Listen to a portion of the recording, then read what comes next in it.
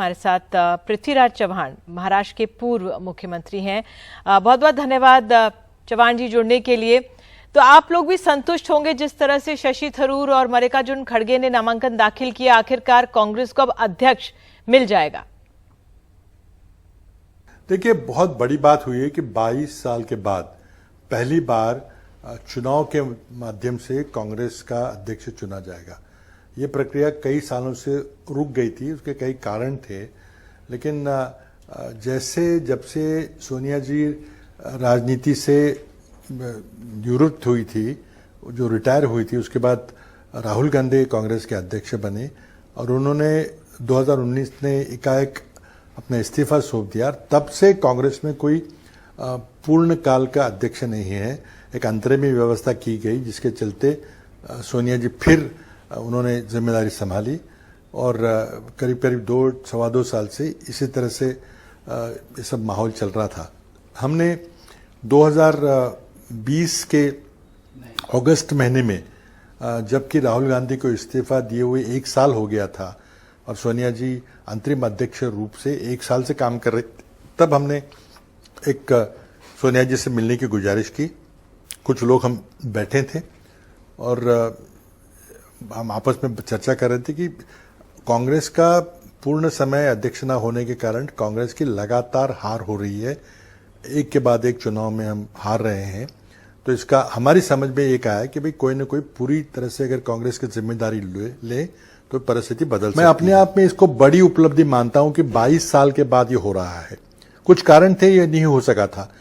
10 साल तो हम सत्ता थे, लेकिन आज मैं समझता हूं कि कोई छोटी उपलब्धि नहीं है। 22 साल के बाद कांग्रेस को एक पूर्णकाल अध्यक्ष मिलेगा। कांग्रेस में हमेशा एक कांग्रेस अध्यक्ष और नेता, ये 2 पद रहे हैं। नेहरू जी के समय, गांधी जी के समय, उसके बाद इंदिरा जी जब प्रधानमंत्री थी, पहले समय में पंडित जी जब प्रधानमंत्री थे, तो प्रधानमंत्री या पार्टी का नेता, देश का नेता अलग और कांग्रेस अध्यक्ष अलग, ऐसे 2 पदों पे लोग काम करते थे। हम उसी व्यवस्था की तरफ जा रहे हैं।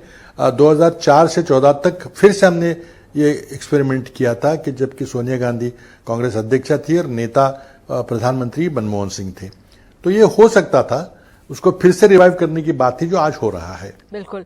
अगला सवाल यही है कि आप लोग G23 के सब सिग्नेटरीज थे, शशि थरूर उसमें शामिल थे, लेकिन आज आप लोग शशि थरूर के साथ नहीं थे। देखिए, G23 तो आप लोगों ने नामकरण किया था। हमने कोई नई पार्टी तो नहीं बनाई थी। इलेक्शन कमीशन ने जाकर कोई लेटर हेड छपवा के रजिस्टर कार्यालय लिखा नहीं था। ये तो हमने लेटर लिखा था, मीडिया ने इसका नामकरण किया कि ग्रुप ऑफ 23 है, G23 है। लेकिन हाँ, ये बात जरूर थी कि हम आपस में मिलते थे। पूरी बड़ी बैठक नहीं होती थी। दुर्भाग्य से 2-3 हमारे साथी पार्टी छोड़ के चले गए, लेकिन हम लगातार आपस में संपर्क में थे और बहुत हमें खुशी का इजहार हुआ कि जब ये चुनाव सोनिया जी ने घोषित किया, हमने खुले जाहिर तौर से, मैंने खास करके सोनिया जी का धन्यवाद वहां पे व्यक्त किया था कि आपने हमारी बात मान ली। चाहे 2 साल हुए, लेकिन चुनाव हो रहे हैं, बड़ी उपलब्धि अपने आप में है। और आज हम देख रहे हैं कि चुनाव हो रहे हैं। 2-3 नाम चर्चा में थे। पहले अशोक जी का नाम था, हमने उनको खुले तरफ से सपोर्ट देने का हमने तय किया था, लेकिन कुछ घटनाएं घटी, उन्होंने अपने आप को विड्रॉ किया। उसके बाद मुकुल जी का नाम भी था, उसको भी हम समर्थन दे सकते थे। फिर दिग्विजय ने अपनी इच्छा प्रकट की। शशि थरूर जी आके मिले थे, लेकिन शशि थरूर जी कोई, हमने ग्रुप का हमारे वैसे तो G23 कोई चीज है ही नहीं, ये तो हम आपस में मिलते थे।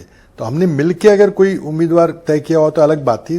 वो मिले जरूर थे हम कुछ लोगों से, लेकिन उन्होंने अपनी मंशा आखिरी तौर की, मैं चुनाव लड़ रहा हूं और मैं आपका समर्थन चाहता हूं, ऐसी कोई बातें नहीं घटी। आज सुबह जब खड़गे जी का नाम निश्चित हुआ तो खड़गे जी ने हम सबसे संपर्क किया, मेरे से संपर्क किया और निमंत्रित किया कि आइए आप हमारा पर्चा भरने में, हमारा नामांकन में आप साथ दीजिए।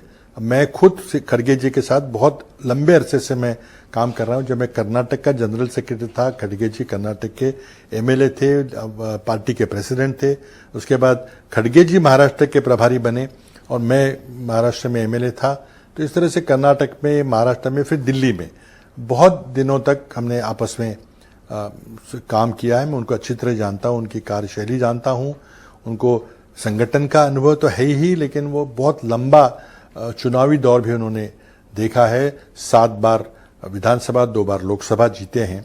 तो मैं समझता हूं कि कांग्रेस को एक मजबूत नेतृत्व दे सकते हैं और पूर्ण समय का अध्यक्ष बन सकते हैं। बिल्कुल, 2014 में जब बीजेपी की वेव थी तो तभी भी वो जीत कर आए थे। मेरा अगला सवाल आपसे ये है, पृथ्वीराज जी की चुनाव जो ये अध्यक्ष पद का कितना सार्थक इसे माना जाए? शशि थरूर ने डिसेंट्रलाइजेशन की बात की, पावर की, हर जवाब के लिए क्यों भागना पड़े 10 जनपद, लेकिन असल जो ताकत है, पावर है, वो तो 10 जनपद के पास ही रहेगी। देखिए, ऐसे क्यों हम समझ रहे हैं, हम निगेटिवली क्यों सोच रहे हैं?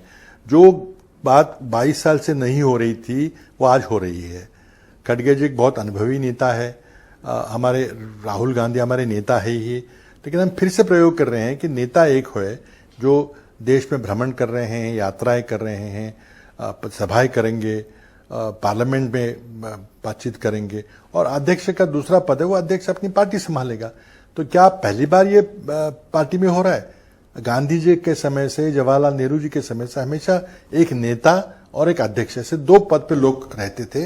इंदिरा जी के इमरजेंसी के कालखंड के पर्यात, उसके पश्चात ये दोनों पद एक जगह इंदिरा जी के साथ आ गए। फिर राजीव गांधी के साथ भी दोनों पद थे, नरसिम्हा राव जी के साथ थे, लेकिन फिर से जब 2004 में डॉक्टर मनमोहन सिंह प्रधानमंत्री बने तो वो एक पार्लियामेंट के नेता थे और अध्यक्ष सोनिया जी थी। तो ये दोनों प्रक्रिया हमारे यहाँ चलती रहती थी। आज हम फिर उस प्रक्रिया की तरफ जा रहे हैं कि नेता चाहे कोई हो, लेकिन कांग्रेस का अध्यक्ष कोई और रहेगा।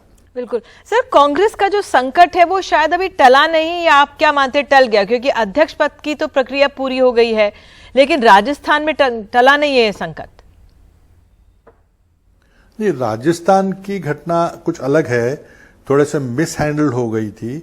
देखिए, जब भी कोई राज्य में कोई नेतृत्व बदल की बात चलती है तो हमारा एक काफी लंबे समय से जो फॉर्मूला है कि कांग्रेस अध्यक्ष एक जनरल सेक्रेटरी उस राज्य के और 1-2 सीनियर नेताओं को ऑब्जर्वर करके भेजते हैं।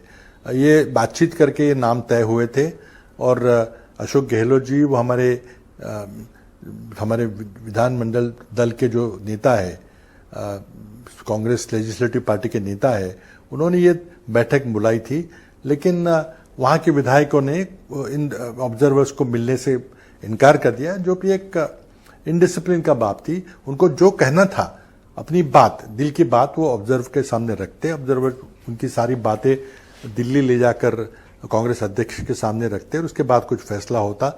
लेकिन ना मिलना ये एक गलत बात हुई है, इनडिसिप्लिन की बात हुई है, जिसके चलते अशोक जी ने खुलेआम माफी मांगी है कांग्रेस अध्यक्षा से, और वो खुद इस रेस से परे हो गए, हट गए थे। ये बहुत दुर्भाग्यपूर्ण हुआ।